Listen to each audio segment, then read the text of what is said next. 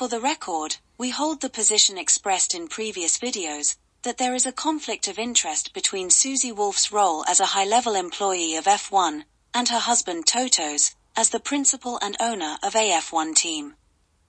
We therefore hold the view that the criminal complaint she filed against the FIA, in France on the 4th of March, was without merit and doomed to fail.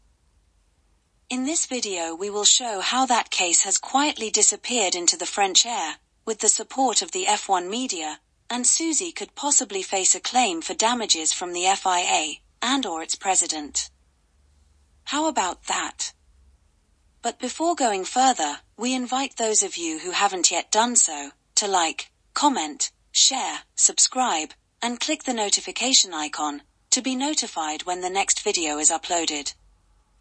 By way of a quick background, Susie announced on her social media on the 20th of March, that she had lodged her criminal complaint on the 4th, in response to a conflict of interest investigation, that the FIA opened and closed within 2 days, in December last year.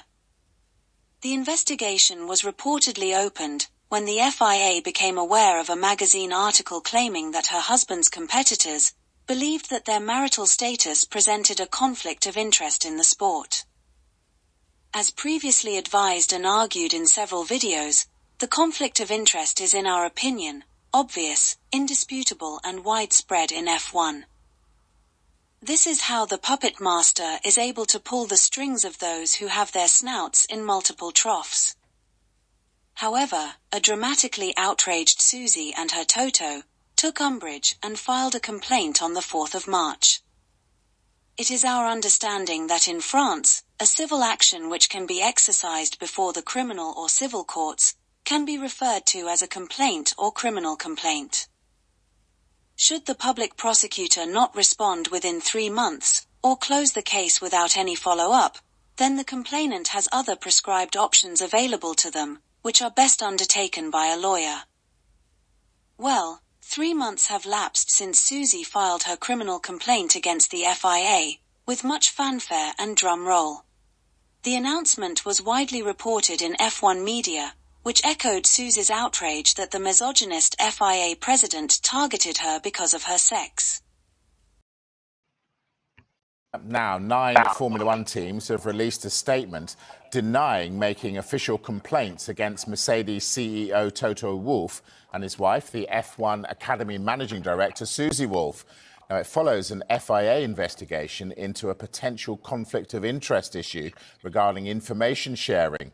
Susie Wolff has vehemently rejected the allegations, calling them intimidatory and misogynistic. Well, here is the joint statement from all 9 teams in the paddock, apart from Mercedes.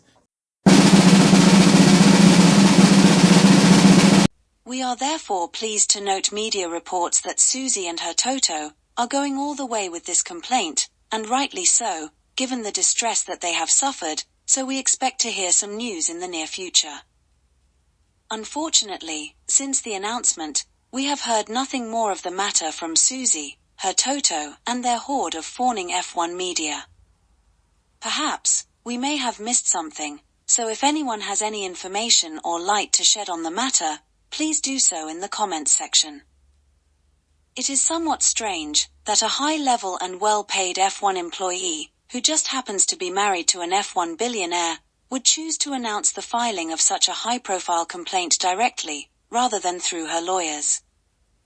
The strangeness is even more bizarre given Susie's Toto's declaration that they have been in legal exchanges with the FIA, which suggests that they did engage lawyers.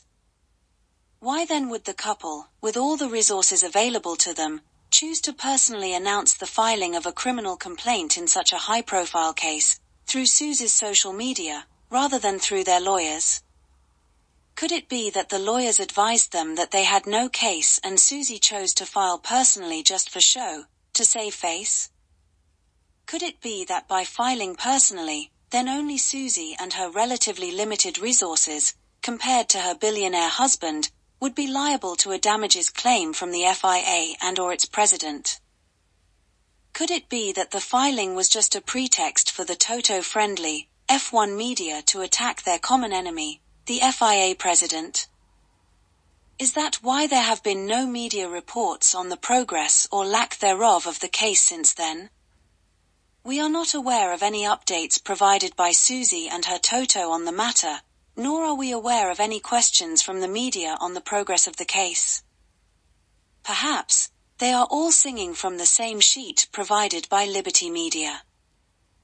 Only John Malone of Liberty Media has the kind of influence to ensure the widespread coverage of a bogus criminal complaint that simply disappears off the radar once made.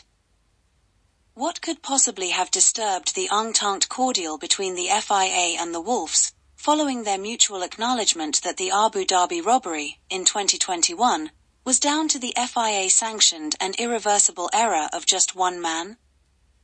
Surely, it cannot be the conflict for the control of the future of F1, between the FIA president who holds the position that they have just leased the commercial rights to Liberty Media, and the commercial rights holder who believes that they have bought it outright? Surely, it cannot be that Susie's Toto, with the self-styled reputation for pushing back harder, will succumb so easily to the red line crossing misogynist. We have not come across any response to Susie's complaint from the FIA, and would be grateful if anyone who has, can post such in the comments section. Surely, it cannot be that the Wolffs, who have acquired quite a reputation for crying wolf, have cried wolf yet again,